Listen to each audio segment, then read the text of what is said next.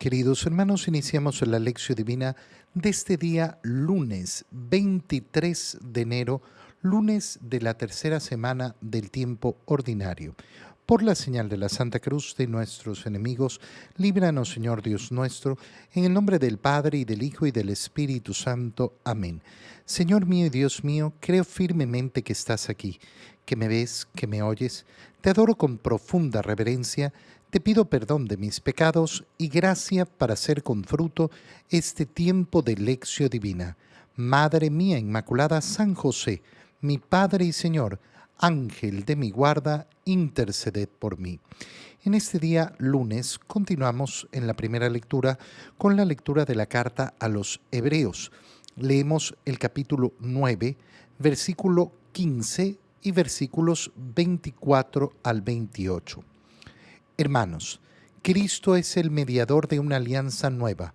Con su muerte hizo que fueran perdonados los delitos cometidos durante la antigua alianza para que los llamados por Dios pudieran recibir la herencia eterna que Él les había prometido.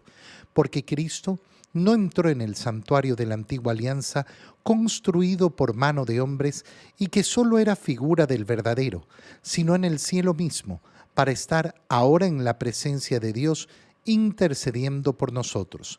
En la antigua alianza, el sumo sacerdote entraba cada año en el santuario para ofrecer una sangre que no era la suya, pero Cristo no tuvo que ofrecerse una y otra vez a sí mismo en sacrificio, porque en tal caso habría tenido que padecer muchas veces. Desde la creación del mundo, de hecho, Él se manifestó una sola vez, en el momento culminante de la historia, para destruir el pecado con el sacrificio de sí mismo. Y así, como está determinado que los hombres mueran una sola vez y que después de la muerte venga el juicio, así también Cristo se ofreció una sola vez para quitar los pecados de todos.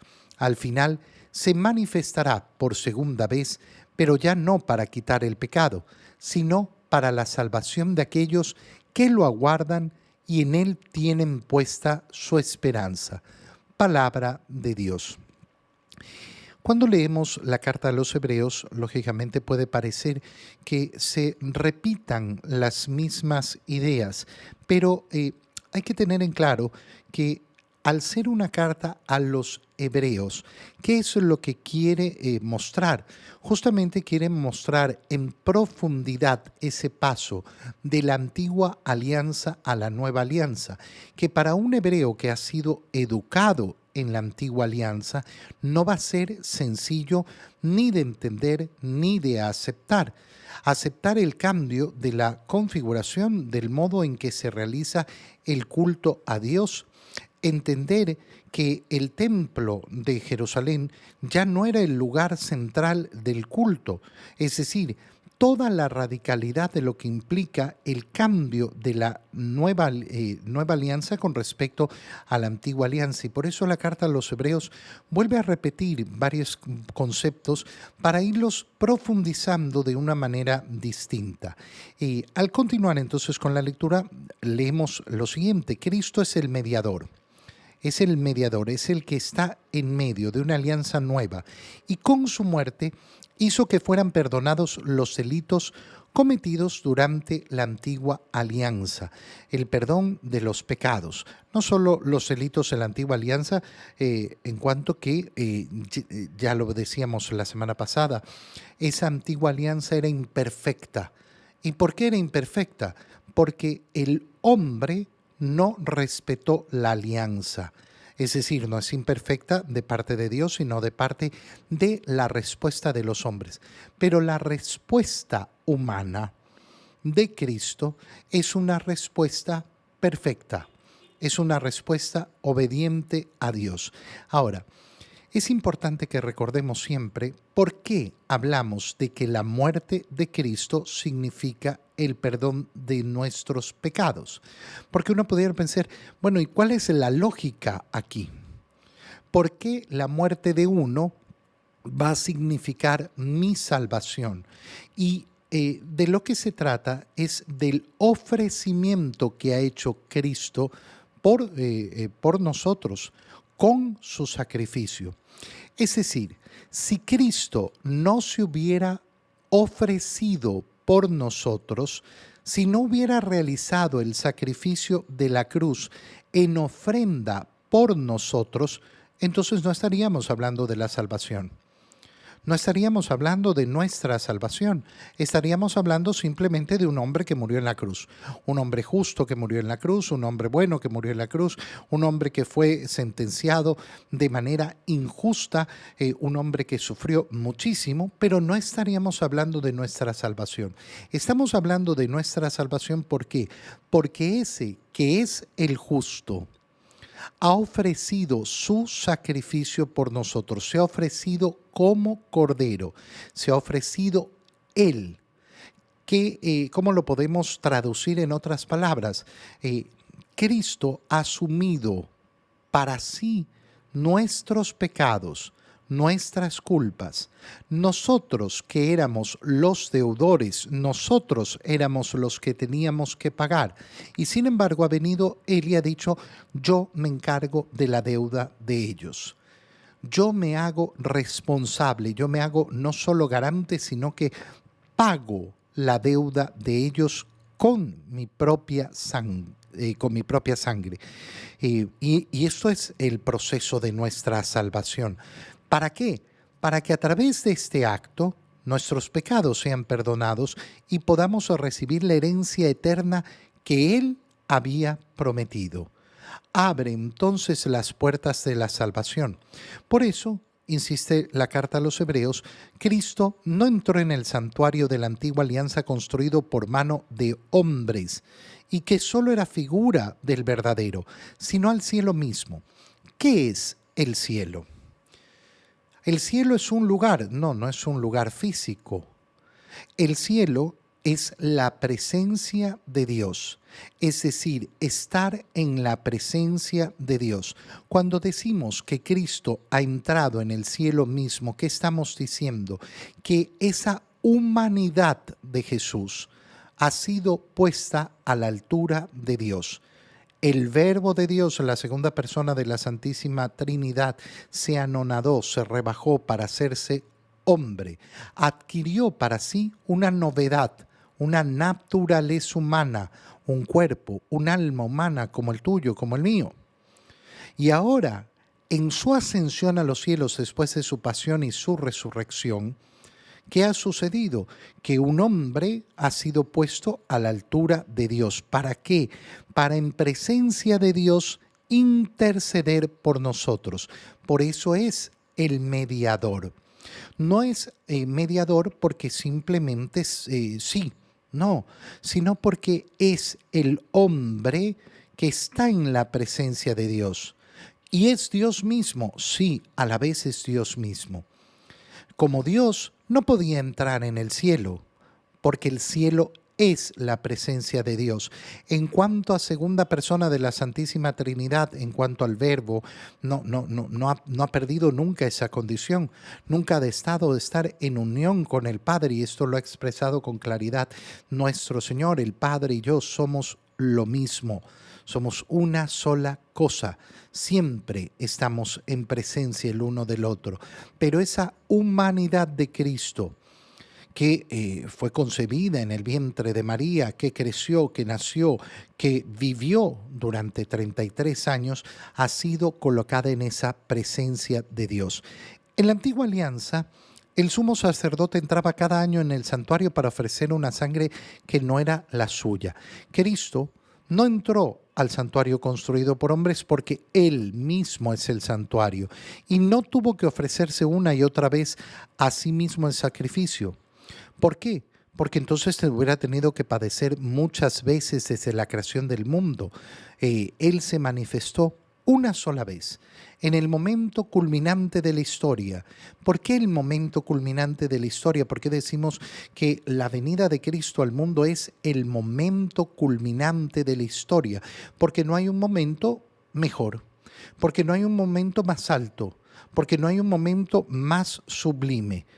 Y ha hecho esto, se ha manifestado una sola vez en el momento culminante de la historia para destruir el pecado con el sacrificio de sí mismo. Y así como está determinado que los hombres mueran una sola vez y después de la muerte venga el juicio, mira cómo la carta a los Hebreos lo tiene claro. ¿Cuándo vamos a ser enjuiciados? ¿Cuándo vamos a recibir el juicio de nuestra vida? Apenas nos morimos. ¿Cuántas veces nos vamos a morir? Una. ¿Por qué? Porque tenemos una sola vida, esta vida, y después de esta vida viene el juicio. Si tú no crees esto, no eres cristiano. Si tú no crees esto, no eres católico. No, es que yo creo en la reencarnación, no eres católico. No, no lo eres. No eres cristiano. No, pero yo sí creo en Cristo. No, mira, tú puedes meter en la licuadora todo lo que quieras para hacer un batido. Pero eso no significa que vaya a quedar bueno ni que sea verdadero. Yo puedo meter todas las ideas que me den la gana, pero eso no constituye la verdad. La verdad es esta, que tenemos una sola vida y que al final de esa vida somos enjuiciados. Y entonces así, de la misma manera como cada uno de nosotros vive una sola vida, Cristo también se ofreció una sola vez para quitar los pecados de todos. Y al final se manifestará por segunda vez, pero ya no para quitar el pecado, porque eso lo ha hecho, sino para ofrecernos la salvación a todos aquellos que aguardamos en Él, que tenemos la esperanza puesta en Él. En el Evangelio, continuando con la lectura del Evangelio de San Marcos, leemos el capítulo 3, versículos 22 al 30. En aquel tiempo los escribas que habían venido de Jerusalén decían acerca de Jesús: este hombre está poseído por Satanás, príncipe de los demonios, y por eso los echa fuera. Jesús llamó entonces a los escribas y les dijo en parábolas: ¿cómo puede Satanás expulsar a Satanás? Porque si un reino está dividido en bandos opuestos, no puede subsistir. Una familia dividida tampoco puede subsistir. De la misma manera, si Satanás se rebela contra sí mismo y se divide, no podrá subsistir, pues ha llegado su fin. Nadie puede entrar en la casa de un hombre fuerte y llevarse sus cosas si primero no lo ata. Solo así podrá saquear la casa. Yo les aseguro que a los hombres se les perdonarán todos sus pecados y todas sus blasfemias, pero el que blasfeme contra el Espíritu Santo nunca tendrá perdón. Será reo de un pecado eterno. Jesús dijo esto porque lo acusaban de estar poseído por un espíritu inmundo. Palabra del Señor. El enfrentamiento con los fariseos, con los escribas, apenas empieza la vida pública del Señor. Ya vemos cómo inmediatamente comenzaron a acusarlo. ¿Por qué no ayunan? ¿Por qué tus discípulos hacen lo que no se debe en sábado? Están espiándolo para ver si hacía curaciones en sábado. Y entonces comienza efectivamente desde el inicio de la vida pública del Señor ese deseo de matar al Señor y justamente unirse entre todos aquellos que querían lo mismo. Ahora vemos un enfrentamiento del Señor con los escribas. ¿Quiénes son los escribas? Los escribas son los estudiosos de las Escrituras. Por tanto, son aquellos que debían tener un conocimiento profundo de las Escrituras para poderlas explicar al pueblo. Y entonces estos escribas que habían venido de Jerusalén decían que Jesús estaba poseído por Satanás, príncipe de los demonios, y por eso tenía el poder de echarlos afuera. Es decir, les preguntan a los escribas: oye, pero ¿cómo es que este hombre tiene el poder de expulsar a los demonios? Lo hemos visto. Y lo vemos constantemente, cómo lo hace, cómo los demonios caen a sus pies. Cómo le obedecen y salen de aquellas personas que Él los ordena. Y entonces no se les ocurre mejor cosa que decir: es que lo que pasa es que Él mismo está poseído y por eso tiene un poder para expulsar a los demonios. Lo cual es total y absolutamente absurdo. Absurdo, es un razonamiento absurdo y ni siquiera es un razonamiento que podamos decir está basado en las Escrituras. Este hombre está poseído por Satanás, príncipe de los demonios. Y como es poseído por Satanás, entonces expulsa a los demonios inferiores. Jesús los llama. Mira esto que es precioso, ¿eh? Los llama entonces a los escribas. ¿Para qué? Para decirles en parábolas, es decir, para comenzar a enseñarles. Mira cómo el Señor no huye delante de la acusación, la enfrenta la acusación sin miedo. Sin miedo los llama para que lo escuchen, para tratar de que razonen, para tratar de que se den cuenta de la profundidad de la tontería que están diciendo. ¿Cómo puede Satanás expulsar a Satanás? ¿Cómo puede ser esto? Si un reino está dividido en bandos opuestos, no puede subsistir. Una familia dividida tampoco puede subsistir.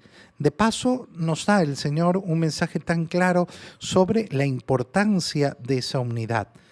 Yo quiero que subsista mi familia. Bueno, lo principal va a ser que mi familia se mantenga unida. Yo quiero que subsista la familia. ¿Dónde va a estar el centro? En la unión matrimonial. No, nosotros somos una familia fabulosa, pero resulta que el esposo y la esposa no están unidos, no viven unidos, no tienen una vida en común, no tienen un proyecto en común, no hay unión verdadera. Bueno, estamos destruyendo la familia. Estamos destruyendo la familia. Me puedo inventar todos los cuentos que quiera, pero estoy destruyendo.